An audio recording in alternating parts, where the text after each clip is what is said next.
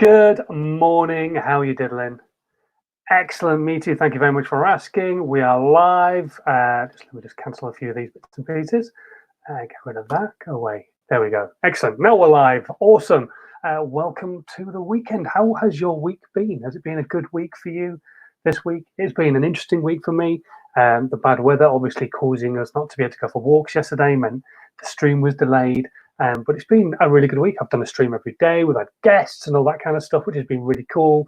Hopefully you've been able to join us most of those days. If you're brand new to the stream right now or you're watching this on replay, welcome along. Every single day we do an episode of Dazed, Confused and Generally Buggered. For those of you who don't know, I'm Simon Scholes. I'm the founder and creative director of Perception Studios. We're an award-winning visual marketing agency.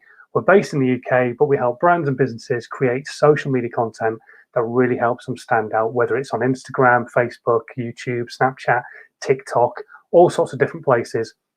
But not only that, a few years ago, I decided I really wanted to help people understand what they could do themselves for free as well, because not everybody can afford to come to an agency, get content made for them. So what can you do yourselves for free? Sometimes it takes a little bit of consultation to help somebody one-to-one, but generally you have a good understanding of what you can do yourself at the end of my How to 9 Times Your Social Media Process of what you can do for free. That's my book, How to 9 Times Your Social Media Process.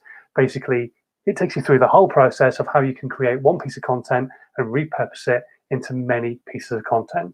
And right now, when content is king and you should be putting more content out to your audience, it's the perfect time to learn how to repurpose content, how to make that blog that you've written work harder for you, how to make that video that you created a while ago do more for you, how to make that podcast that you've got make more content from that. There's all sorts of stuff you can do with lots of different forms of content. And if you want to get hold of a copy of my book, it doesn't cost you a penny. It's absolutely free. Just go and join my group, How to 9 Times Your Social Media. It's down there right now. And it's not linked, but basically that's all you've got to do is type that into the Facebook search bar. It will find my group. It's How to 9x, not 9 times, which is the star, your social media. It will find the group, join the group, and then you can download my book absolutely free. Will not cost you a penny. There are some details you fill in, but then that's only if you want to join up to my newsletter. If you don't, you just say no, and then you get my book for free, and you still never hear from me ever again. And let's face it, that's probably a good thing for some people. So yeah, go and get yourself a free copy of my book, and it'll take you through that entire process of how to 9 times your social media. One of the elements that I get asked about a lot, though, is YouTube and how people can get more of an audience on YouTube. So we're going to talk about that this morning. Don't forget, as always, the comments are open for you right now on this video, wherever platform you're watching on, be it on YouTube, Twitch, Periscope, Twitter, Facebook, wherever you're watching right now. Leave a comment, say hello, let me know that you can hear me, tell me where you are in the world. It'd be really great to hear from you. And also, if you've got any questions whatsoever, feel free to drop those into the comments as well. Maybe we could even get you in on the live today, actually have a chat with you, find out a bit more about your business, class it as a bit of free publicity. Hey, that's pretty awesome, isn't it? And yeah, we can have a bit of a chin wag and chat about your business and answer your questions that way. Or if you're too embarrassed, and I know not everybody really wants to stick their hand up in the classroom and be seen as that person asking a question, right along the bottom there at the moment, you can see it scrolling on by, my email address. Type in an email, send it to me. We can either book in a one-to-one on a Skype call and have a chat and have some free time together and just try and answer your question that way. Or I can just take all your details out, take your question, and I can answer it in tomorrow's live stream. We are going live 7 days a week, not a single day off. We're going to make this absolutely all the time, keep going every single day at 11 o'clock-ish, depending on whether Max is asleep or not. Today, Susanna, even though she's an NHS key worker, is actually off work today, which is awesome. She gets some rest. She gets some time with Max. I get to go live at 11 o'clock, which is brilliant. So we're live at 11 while Susanna is watching Max. So cool, excellent. Anyway, let me know where you are in the world, who you are, what you're up to, what business you've got. Just drop it into the comments and we'll say hello to you.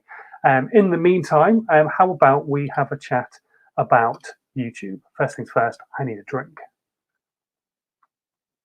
Okay, so first thing we're going to talk about is getting your content absolutely 100% seen on the feed on YouTube. When people search for something on YouTube, and you've got to remember YouTube is the second biggest search engine on the planet. It's owned by Alphabet, who are a subsidiary of Google. So therefore, obviously, Google's number one and YouTube is number two. So do not ever forget that. It's the second biggest search engine on the planet, and probably going to become the number one search engine on the planet in the next few years, because more and more people are searching for video content over and above any other content there is out there. Don't get me wrong, podcasts are rising to the top very, very quickly. But right now, videos, absolutely 100%. It's the kind of stuff that people want to be able to watch and see and learn from. And the main thing being is because whether it's like learning a magic trick or whatever like that, you can actually see it being done. You can see it being talked about. There's more that human interaction, that connection between you and the person that you're talking to. When they write it, you get some brilliant writers and you can get yourself completely immersed into their content. But not necessarily always is there going to be that level of human connection. I'm talking to you right now. You're right there behind the lens. And that's why video is such a powerful tool to a brand and to a business. And if you're not using it, especially right now, when you can't get in front of new customers or potential audience members, and this is the best way that you can actually talk to them, you have to start using video so that you can talk to people, so you can break down that boundary or that barrier of them not being able to see you. You can see me right now. I can't see you, but you can see me. And that's breaking that barrier down. I'm talking to you. I'm giving you value, hopefully. Hopefully you're going to get some value from this. And that's why video is such a powerful tool to your brand and to your business right now. Let's have a quick look on the comments.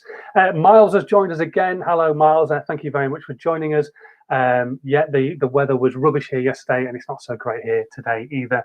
But anyway, you can't predict the weather. Even weathermen can't predict weather these days, apparently. But anyway, so today we're going to talk about YouTube. I did invite somebody who's a friend of mine, who's an expert on this area, into the stream today, but unfortunately, I did invite him very late in the day. I meant to invite him yesterday, completely forgot. I invited him this morning, and I was just checking to see if he'd seen the message, but he hasn't. So unfortunately, he won't join us, but maybe he'll join us on a future stream, because he's really switched on with this kind of stuff, and he uses different apps to help find different things as well. I'll explain more about that later on. But right now, okay, so we are going to try and get your content seen by more people here on YouTube. Oh, I've got a visitor. Hello. Yes, go away. The little man just walking in.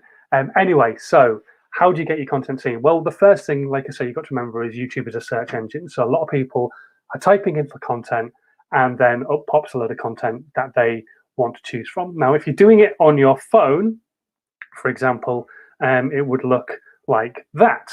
That was me searching for the body coach and some stuff that he's done, and that's how it would generally look on YouTube. If you go to the main YouTube page on the app as well, it does that. It doesn't really give you much. It just gives you the thumbnail, a bit of a moving GIF as well, and so yeah, that's what it looks like on the app. However, if you go onto the website on your computer, it will actually give you the thumbnail of the video, the title of the video, and the first 3 lines of the description as well. And this is where it's really important, because what you want to do is make sure all 3 of those things are drawing people back into your content. So if your thumbnail is purely and simply one of the automated stills that's come from your video, unless it looks absolutely stunning, there's a very, very high chance that that person is not going to click on your piece of content, because the one underneath it has a better thumbnail. So what you want to think about doing is creating thumbnails specifically to your content. Now, there are apps that will help you do this. There are actual apps that will help you overall with YouTube. But right now, I'm just going to say to you, if you've got some photo editing software, or if you've got artwork software on your computer, and we pretty much can all get hold of something that's that kind of thing for free, get hold of a copy and start using it. Whether it's MS Paint and you're making a really simple picture, or you're using something like Photoshop and making something look absolutely the D's B's, it doesn't matter, as long as it's better than if I use a still from this, would it make you want to stop and click and take a look at what I'm talking about? Probably not. So if my thumbnail was just that, Would that make you want to stop by, click on that video? Probably not. Now, if my thumbnail was bright and had my face on it, maybe, and a bit more like motion into it, and it had the title of the video popping out at you and all that kind of stuff, that is more likely to make you want to watch that piece of content. And that's why thumbnails are such an important aspect of when it comes to creating content. Now, when you create the content, we'll talk about that in a bit. There's got to be a lot more to that as well. But you're trying to draw people into the content in the first place, what it is that you've made. So the first things first, get your thumbnail right. Change the thumbnail. Don't use the thumbnail that it automatically gives you. It's just the wrong way forward. Really, really make a thumbnail that absolutely pops for your niche audience. Remember, you know who your avatar is. You know who your ideal customer is. So you know the colors that they probably like, the actual stylization that they'll probably like, what will draw them into your content. So you've got to get that thumbnail right. The next thing is the title. So your title has to also draw people in, but you can't clickbait. It's the same with a thumbnail. It's the same with a title. It's the same with your description. It's the same with your meta tags. You cannot just drop stuff in there in the hope that it will bring people into videos. Back in the day, there was, I think they were called the response girls. And basically, there were women who would wear very low cut tops or just a bikini because they knew guys would be searching for stuff. They would pop up and go, oh, I'll have a look at that, and would click on their content and not really care about watching the content, but they would watch the video. YouTube got wise to that, and they've actually stopped that kind of thing because it's called what's called clickbait. You get even worse clickbait where people will put a thumbnail up of that type of thing and it's not in the video at all. Or the title is something really dubious and actually it's not within the video whatsoever. It's called clickbait. You're clickbaiting people into the content and then it's not actually there. You've probably seen adverts for it on Facebook and stuff like that. When you go onto Facebook and there's something in the stream and it's going, I can't believe she did this, but then it doesn't tell you what she did. And then you go and click on it, and actually she's not done anything. It's not about the person that was in the photograph at all. It's about somebody else and nothing that they did. So that is clickbait. And then it just cheeses off the audience. So if you clickbait an audience, the chances are they'll give you 20, 30 seconds of the time, skip through the content, see if what they're looking for is actually there, what was in your thumbnail, what was in your title. And if it's not, they'll drop straight back out of your content, which means your retention time will drop down on your content, will drop down on your channel. And it means that YouTube looks at that and goes, oh, well, their content must be shit. I'm not going to feed it to anybody. So they don't bother feeding that content to anybody who's potentially going to watch it. So don't clickbait. Make a great thumbnail, have a great title, something that you know is going to draw people in. How-tos are great things.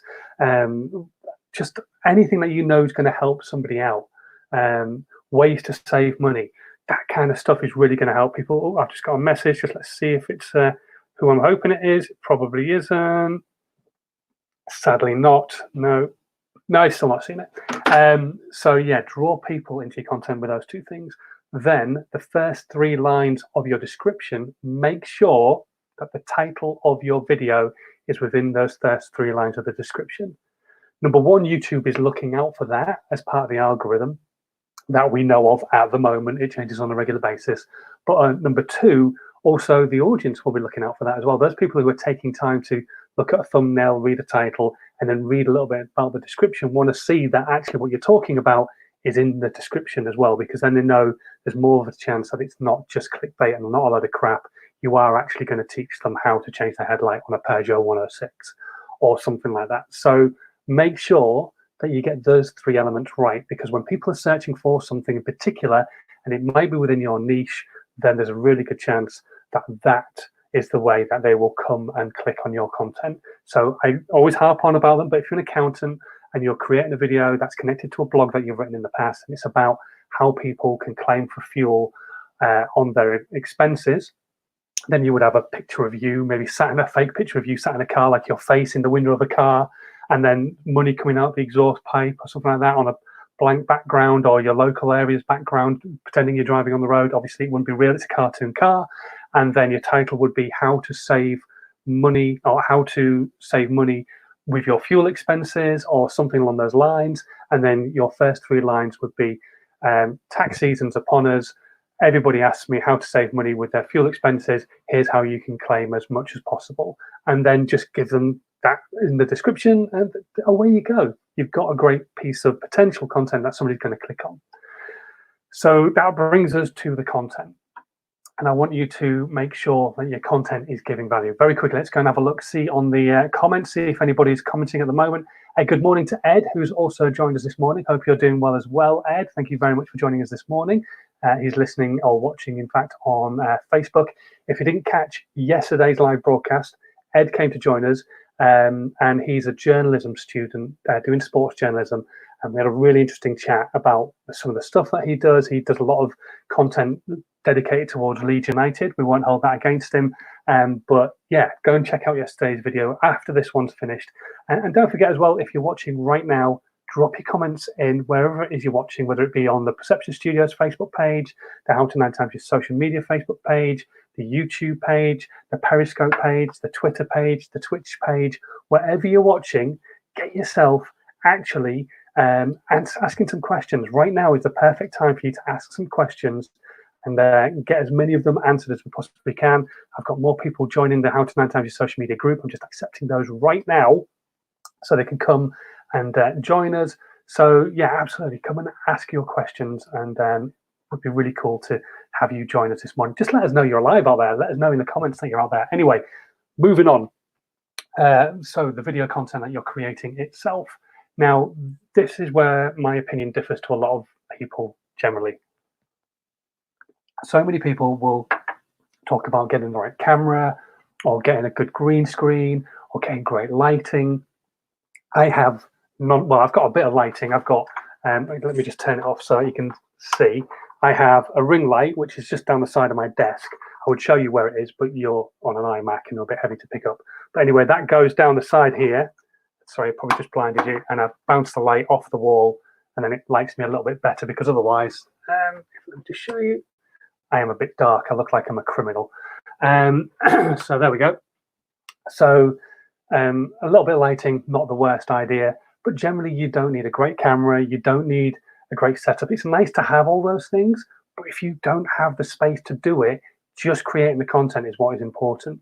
Perfect content is not important. The value within the content that you're creating is what's important. Whether you're a recruitment agency, whether you are an accountant, whether you are a taxi firm, whether you are a decorator, whatever it is, the content that you're creating, it's the value within that content that you're creating, not how great it actually looks. Because not everybody is a videographer. Not everybody has those skills. So using your mobile phone and getting the best quality that you can, not a bad thing, but worrying about it not being perfect, really do not worry about it not being perfect. It's not important. It's that value within it.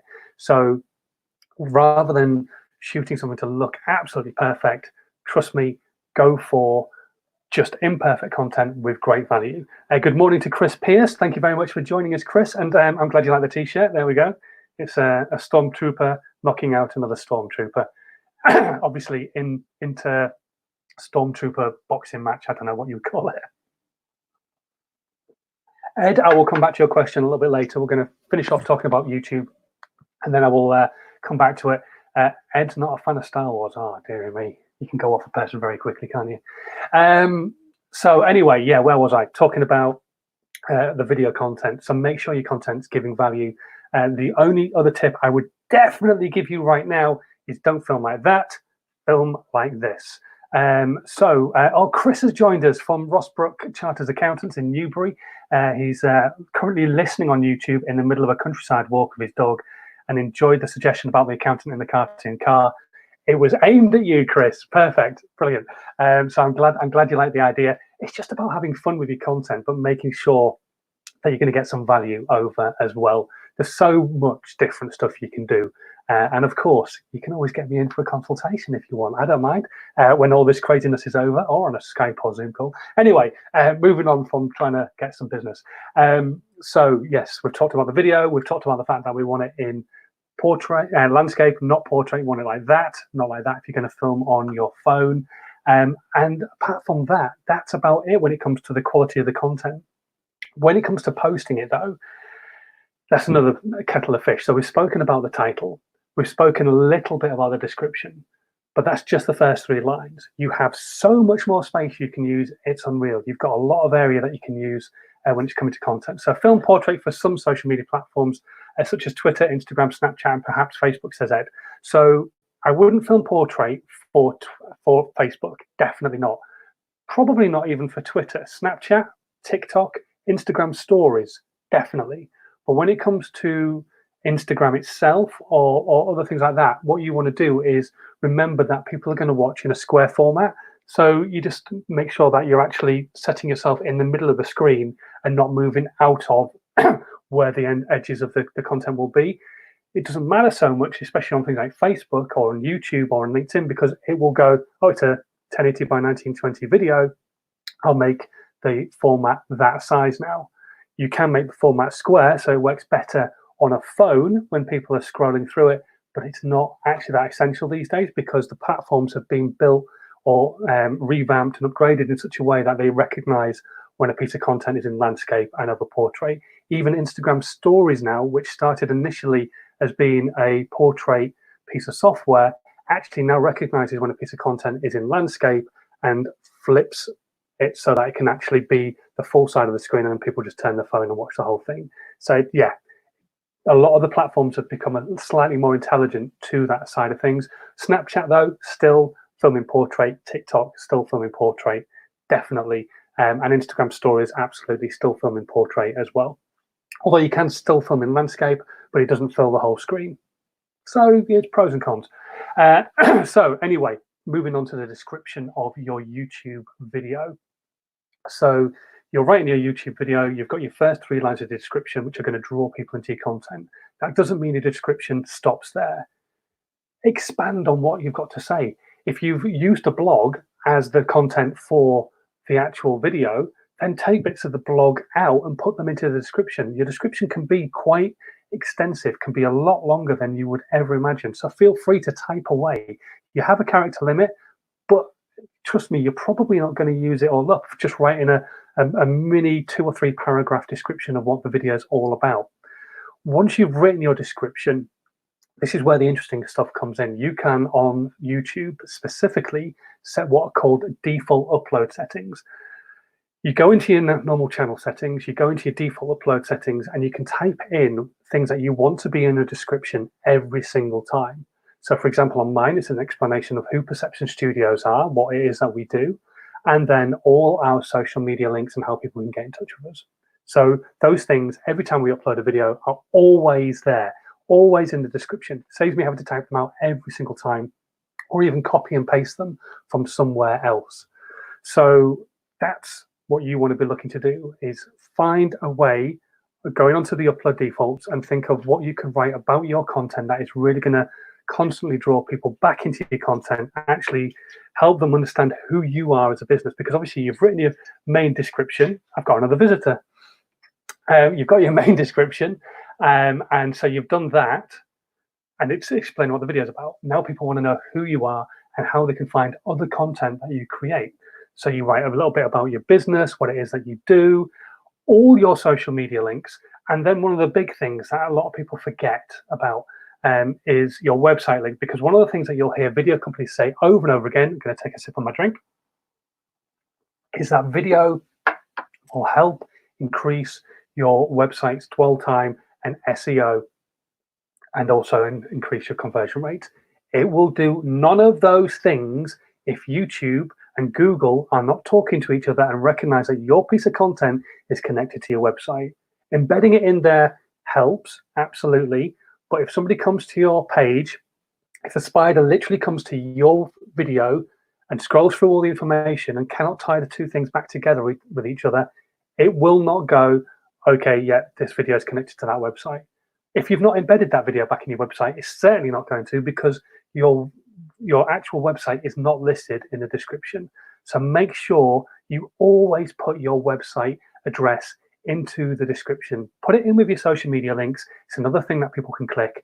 To make sure they can click the links, this is where you have to be a little bit clever. You cannot just put in www. You have to put in the whole web address. So whether it's be HTTP or HTTPS if you've got a security certificate, easy for me to say, on the website of choice, and then colon / then www dot and then whatever. So it will not be clickable. It will not. It will just show as a piece of text on the description if you just write www dot. You have to put the HTTP whatever colon / and then the rest of the address after that. You have to put that at the beginning, otherwise it will not be clickable, and then people will not click through to the website. Also, YouTube or Alphabet, when they join up together with Google, will not recognize that the website is listed within your description. Okay, so you must put that in there. And along with also your other social media links, because you want people to click through to Facebook, you want people to click through to Twitter and all those other websites that you are using so they can consume your content on other websites as well. They might prefer your TikTok content because it's only 15 seconds long and it's done and it's dusted and it's out of the way. So then you've got somebody who's consuming content in a way they want to consume content. So help them remove that friction, put all those links in there. And that is pretty much what you do with your description area. Then we move on to the tags. Tags are important as they are on every single platform, be it a hashtag or a meta tag, which is exactly the same thing essentially. They are important. It's how the platform recognizes your content and makes it searchable to people. So you've got to use your hashtags intelligently. You've got to use your meta tags intelligently. It is a form of SEO. It is a skill set in its own right. You've written your description, you've written your title. So you've got to make sure your title is in your meta tags, and you've got to also make sure that certain key points or keywords are taken from your description and used in your meta tags.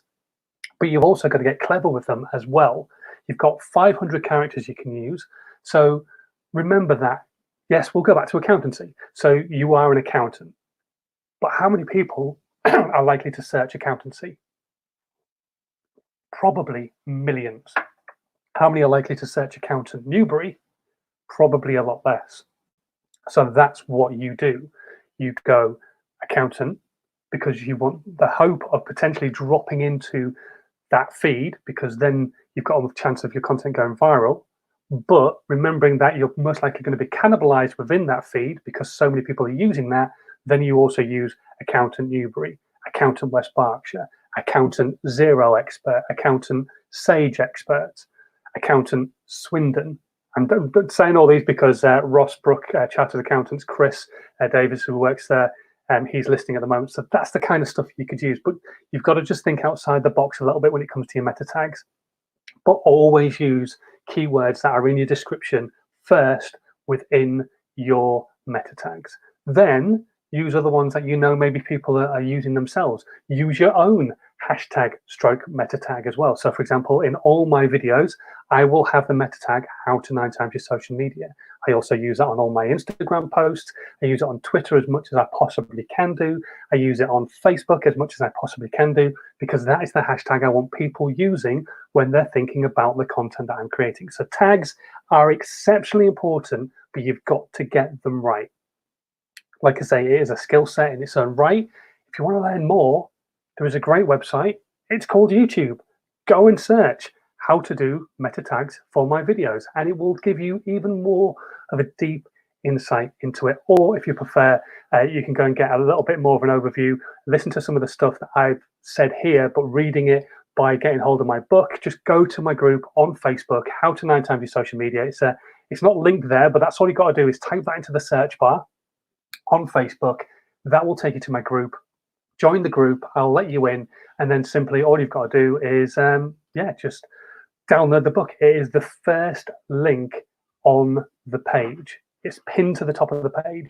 So you just click that link, it will take you to another page. You fill in some details, you say yes or no to whether you want my book or not, to whether you want to join my newsletter or not.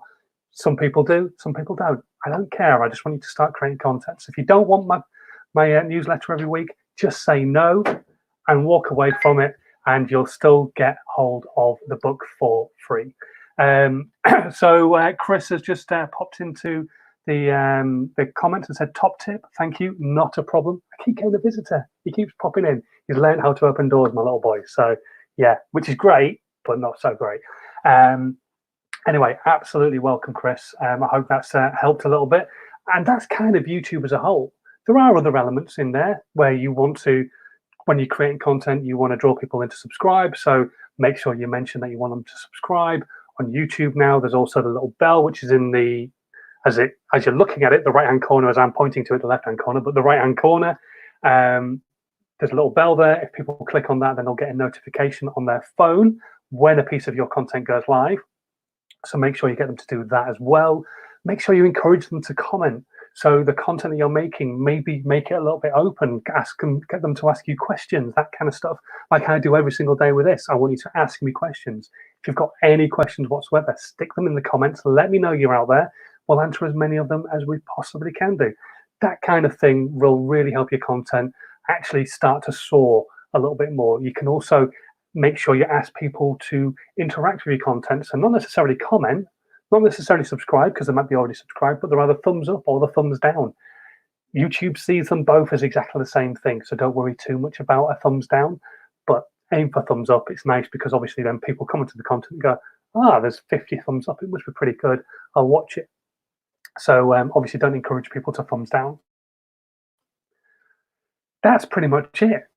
That's kind of YouTube in a nutshell. There is a lot more to it, and we will cover that off in another video because we've been going for 30 minutes.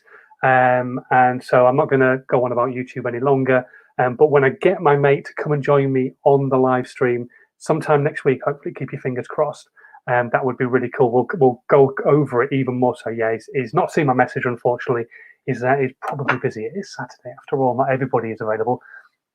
Ed asking on YouTube, is it worth hiding likes and dislikes on videos and the number of subs? Number of subs, potentially, actually, depends on the audience you're aiming at. Now, if you're aiming at an older demographic, they're not going to give a shit about how many subs you have. They're really not. They're not going to care. However, if your content is aiming at a much younger demographic, like kids, then they are a little bit more, they like the vanity metrics. For me, they are just vanity metrics. They're not important in any way, shape, or form. The number of views, the number of subs you've got, it's not important. It's the fact you're putting the content out there. And if you're consistently doing it, there's always going to be that chance that next piece of content you put out is the one that's going to pop and really make you fly. And you could stop tomorrow, and the content that you create the next day could have been the one.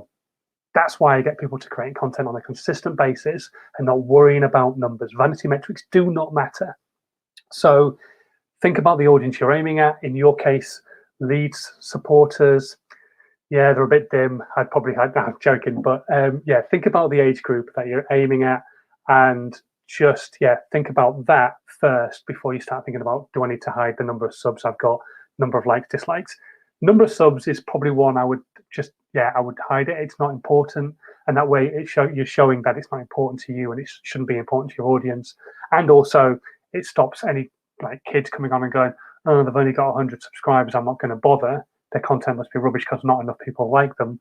You've just got it hidden, and then they will come and watch your content and go, oh, that's pretty cool. I like this and I love leads. I'm going to subscribe. Likes and dislikes, leave them public. Doesn't matter. Same as comments, unless all you're getting is absolute hatred on your content, which is highly unlikely unless you're being completely a total knob. Just, yeah, leave it on there and leave the comments on there. The other thing I would say, and this is the same for all social media channels, is respond to the comments. If people are taking their time out of their day, and let's face it, when you first start creating content on YouTube, it's hard enough. So if people are there and they're actually leaving comments on your content, and you're only getting maybe 3 comments on your content, make sure that you actually write back to those people. Don't be an absolute cock about it and think, oh, well, I'm far too important, I'm not going to respond. Just respond to them. So Ed is saying, you see, channels that have loads of subs start having subs more quickly. And I think that is because people think they have a number of subs and they must be good. Exactly. So yeah, 100%. Just hide your subs. It's not important anyway, is it? That's a thing. And then when you do get a huge audience, maybe release the number of subs you've got, because then again, people who are into vanity metrics will realize your content is good and will actually start following because everybody else is thinking the same thing. It's there was what was it? There was a post the other day on Twitter. I can't remember now. Oh, this is so going to really annoy me. But it was something completely banal, really not important. and it was somebody who was quite big. I think it was Charlie DeMeo. That's right. Charlie DeMeo posted about the fact that she ordered some shoes. If you don't know who Charlie DeMeo is, she's very big on TikTok. She's a young girl. She does dance moves and stuff like that. And so young girls and young lads really like her. Follow her on TikTok. She's got millions of followers on TikTok. She's obviously gained an audience because of TikTok on other social media channels. And she posted on Twitter that she'd ordered 3 pairs of shoes, and all 3 pairs were the wrong size. And it had something ridiculous like 10,000 retweets or something stupid. And somebody had actually written as part of their post, somebody I actually follow, how is this giving value to anybody? Why have you all retweeted it? Because there's no real answer to that. And that's where you get to a certain stage with influencer side of things where people will just retweet any old crap. So yes, there comes a certain point where actually showing how many subs you've got will really work in your favor. But when you first start, it's just not important. But do make sure you respond to people's comments. If people are taking time out of their day to respond to a comment, make sure you respond back as well. For the main reason that if you tweeted somebody that you really admire, be it a Leeds player or a former Leeds player or anybody at all, Ed, or anybody out there, if you just tweeted or wrote to somebody you really admire who's an influencer in your game, and they actually responded back to you, it's like, oh, that's nice. Yeah, I really like that. That's cool. Now, these people have taken time to comment on your content, so make sure you go back to them. Make sure you respond back to them, even if it's just a simple, thanks ever so much, Bob Pants 1753. Really great of you to comment. I'm glad you appreciate my content. Whatever. Or maybe they're asking a question, but you could open up a line of communication. Remember, social media is about being social. So make sure you are that social person when it comes to content and you respond to people's comments. Okay, we're going to open up the floor now to comments, to questions. If you've got any questions whatsoever, feel free to let me know what they are. You can also ask me questions on my email. I'm going to open up my email right now, just in case you feel a little embarrassed about asking any questions, full stop on the stream and typing it into a social media channel because you think you'll sound like a bit of a numpty. And we'll answer as many of them as we possibly can do. I've opened it up on my phone so I can close it off my computer so it doesn't keep pinging up on the screen. There we go, I think. Close that down. Yes, it has. Brilliant. Okay, so any questions whatsoever, drop them into the comments now. We'll answer as many of them as we can do. Ed was asking earlier on, SoundCloud, is it dying? So for those of you who don't know what SoundCloud actually is, so SoundCloud is a site I use and millions of other people will use as well. And I use it for podcasting. It's specifically a music site. People post their songs or covers of songs or just general music on there, and then people will listen to it. And it's another form of social media site. The reason I use it is for actually as a distribution tool for my podcast. There are other websites out there that will do it, but SoundCloud just seemed like a great place to use. It's really simple. You don't have to go through too much rigmarole. It gives you all the bits and pieces you need immediately. The minute you start having a channel and uploading content, you have all the information there that you need to then have your content go out to other channels. So I, like I say, use it as a distribution channel. So I post my podcast onto SoundCloud and it will go on to places like Spotify. It goes onto iTunes and a bunch of other sites as well. Absolutely simply just by me putting the content onto SoundCloud. I had to do pretty much nothing else other than create accounts on those other channels. That's all I had to do. It's that simple. And that's why I use SoundCloud as a place for people to go and listen to the content. Again, I'm not so sure it is dying. I still have pretty decent numbers listening to my podcast on a daily basis. It's not necessarily as big as it was, but then I think right now, most people are finding that actually their content is getting a lower amount of interaction because they're not putting enough out. Or more to the point, it's getting cannibalized because everybody's creating content. Lots and lots of people are creating content right now because they're at home. And they're understanding that, yes, some people can keep on trading. So if you're an accountant, for example, like Chris, you will consistently be still doing business because people still need their bookkeeping doing, still need their accounts doing, and that kind of thing. But if you are, I don't know, for example, a video creator, so Perception Studios, as a video agency, we're still doing editing for people, but we're not doing going out and filming for people, obviously, because we're in lockdown. We're not able to do that. So the people that we were going to do filming with have obviously also gone into lockdown situation and procedures. So even though we can't do our job from home, they're in a lockdown procedure, so we're in a lockdown procedure, so we're not doing any filming. So we're doing other stuff, but that's not taking up all our time. So therefore, as a business, we can do more on social media.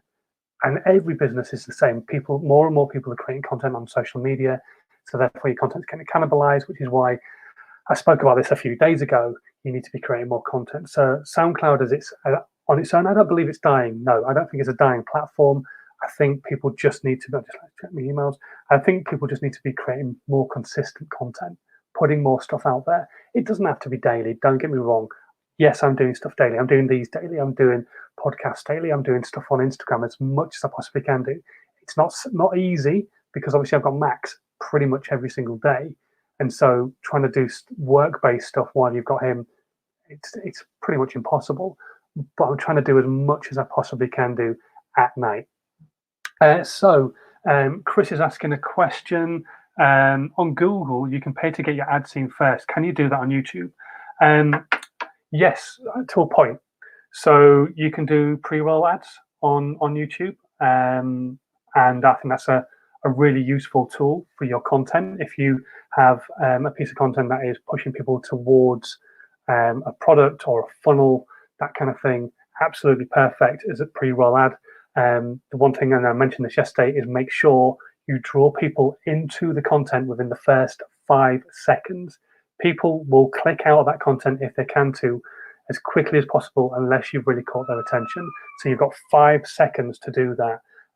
Sometimes ads are unskippable, but generally they have that 5-second limit on there, and people will click out of it as quickly as they possibly can to get to the content, to make sure that your pre-roll video is really going to capture their attention straight away. In your case, do you want more money? That, something like that would probably capture somebody's attention, but don't do it like a business coach, because otherwise people will click off, because nobody gives a damn about business coaches. Ed McIntyre says he uses Acast to distribute his podcast. There are loads of other tools out there. Stitcher is another one. There's another one that I've used in the past that I cannot remember the name of for the life of me. But there's lots of distribution tools out there. It's whichever one that you feel comfortable with. Anchor is an app that you can download on your phone. I have it right here. I don't use it, but I have it so that I can show people this little thing here. It looks like a sound wave, and I'm doing things in reverse. There we go, Anchor. And you can search that, and I think it's on iOS and on Android as well. And that will let you upload your content or create your content on there specifically, and then it will distribute it out to all the different channels. Google Play is another one, Spotify, iTunes, and a bunch of other places as well. So there's lots of sites that do it, do the distribution for you. It's whatever one you feel comfortable using, really. If in some day that SoundCloud just does turn to crap, then maybe I'll use a different channel. But for now, it's distributing to my iTunes channel nicely. It does it on podcast on their Spotify really well. In fact, pretty much instantly, the minute I put a piece of content on SoundCloud, within the next 10 minutes or so, it's live on iTunes and on Spotify. Can't really complain of that. Some of them take days. So yeah, absolutely fine. But use whatever you're most comfortable with. Use whatever you feel you can use as well. There are other things that, going back to Chris's question. 1 second, let me just show you on YouTube. So you can pay for your ad to then also go into this position. So I'm looking on the phone app at the moment, and this is basically what they call 0.0. So that's 0.1, but that's not being paid for. This is 0.0, and they do this on Google as well. They have at the very top of the search results is now 0.0, and then you have the top of the search results, which are 1, 2, and 3, and then you have the map results.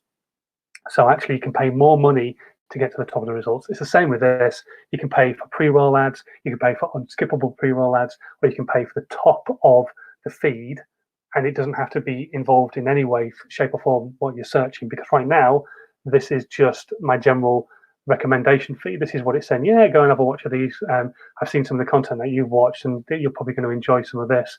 And that particular thing there is at the top of it, and it will probably be connected some way or another to some of the tech that I've looked at online. It's a Wi-Fi plug, super boost plug. Yes, I was complaining the other day about how crap our Wi-Fi is at home because BT Wi-Fi, they were in the area the other day, OpenReach, and my Wi-Fi went crap for a few days. Don't know why. Ed McIntyre, I feel as though barbers could give a lot of value currently, showing people how to cut their hair because I need mine doing. Yes, as you can see, for those of you who know me on a regular basis, my hair definitely needs doing. My wife has threatened to have a go at it with kitchen scissors. I'm still contemplating whether I should let her. I have really weird hair, and it grows upwards at the back and all sorts of stuff. But yeah, I think barbers could do really well right now, teaching people how to do different cuts, how to do a fade, how to shave a head properly, all that kind of stuff. I think they could do some brilliant content, but it's whether they can be bothered to do it, or whether, even to more to the point, they've been furloughed. Because if you're being furloughed, you're not allowed to really do anything that's connected to your business, any social media, no nothing. So you're in a bit of a 6 of one, half a dozen of the other situation. Anyway, we've been going for 45 minutes. That's a long old stream. Thank you ever so much to everyone for joining us. We'll give it another couple of minutes. If you've got any questions, get them into the comments right now. Otherwise, we're going to finish at 50 minutes. We've been going 46, so we've got 4 more minutes, and then we're going to end it there. If you've got any more questions, drop them into the comments. Or, like I say, if you're a bit too embarrassed, like you were at school, maybe, to stick your hand in the air and say, yeah, this is what I want to ask. My email is scrolling along the bottom of the video. If you're watching or if you're listening right now, my email is simons@perceptionstudios.co.uk. It's in the description, and you can go in there and get it from there anyway. And just click on that and email me your question, and I'll do my best to either answer it right now, or we can answer it in a stream coming up very, very soon. Well, tomorrow. In fact, let's have a quick check of Twitter, see if anybody's asked any questions on Twitter at all. Let's go back here. Don't forget as well, if you are watching on Twitter as well at the moment, make sure when you see the stream, you retweet it, because when you retweet the stream, obviously then the audience sees it, and hopefully more people will come and join us, ask more questions. And even if it's questions that you might not want to ask, then actually you might actually get somebody else asking that question and give you the answer. So how cool would that be? Ed is asking, what's the best time to upload videos, do you think, if you're trying to teach people in Europe and in the US, English speaking, when's your best time? So if you're trying to reach a US and a European audience, that's a really difficult one, because they're obviously going to be watching at very different times. I would aim for where your biggest audience is. So on YouTube, you can go into your analytics, you can see where your biggest audience is from, and also you can break down a little bit further and kind of see literally what part of the country they're in as well. And so then you can actually reach them when they're going to be watching. So, for example, if your biggest audience is in America, then you can break it down a little bit more, see what region they're in, and go, okay, it's on New York time, so you know they're 5 hours behind us. So what's the best time to release content? That might work for both your British audience, who might be the second best audience, but also the New York audience. Well, they're going to get up about 7 or 8 o'clock in the morning. If you say 7, then that's going to be quite late. So maybe bring it a little bit earlier, and then it's in their stream or in their feed when they get up. So you can post it like 5 o'clock New York time, 10 o'clock UK time. Then you've still got a chance of people watching it. Or you could post it 4 o'clock American time and 9 o'clock UK time. But just remember that if your biggest audience is in America and they really interact with your content really well, you want to be aiming to post your content for them, not specifically for the British audience, and vice versa. If it's a British audience who is your biggest audience, post it for them, and then the content will just drop into the feed for the American audience at the time that you post it, and hopefully they will see it. Right now, it's not really going to make too much of a difference because people are online a hell of a lot more, so there's a chance they're going to be online when you post the content for your British audience. When the people go back to their offices or back to their day jobs, and we will all go back at some point or another, we don't know when, but we will go back to work at some point, that is when you need to start thinking a little bit more strategically about when you're posting it and aiming it at the bigger audience, rather than just going, this is going to work for both channels or both audiences. Hopefully that answers your question. So there's no specific answer, but just look at where your bigger audience is. But right now, I probably wouldn't worry too much. I would just aim at posting when both can potentially see it. So like I said, 9 o'clock in the evening, that would be 8 o'clock in the morning there. I can't remember. I'm getting my maths wrong, but whatever. You get what I'm talking about. Good job I'm not an accountant. Anyway, thank you ever so much for watching today. We're coming up to 50 minutes. I think we'll call it a day there. Thanks for tuning in for another Dazed, Confused, and Generally Buggered. One last sip from my cup. And I will catch you tomorrow. If you've got any questions, as always, make sure you ask them on the feed where you're watching this right now, or drop me an email and we'll answer as many of them as we possibly can do tomorrow. And if you've not done it already, join my group on Facebook, How to 9 Times Your Social Media, completely free, doesn't cost you a thing. First link in the page is a link to my book, my former #1 book, How to 9 Times Your Social Media. That's totally free as well, won't cost you a penny, and you don't even need to sign up to my newsletter to get hold of it. So just get your details filled in, download your free copy, say yes or no to my newsletter, and work your way through that book and start creating some content. Until tomorrow, have a good rest of your day. Hopefully you enjoy your Saturday. Stay safe, stay inside unless you're doing your exercise, and I will see you tomorrow. Thanks for watching. Bye.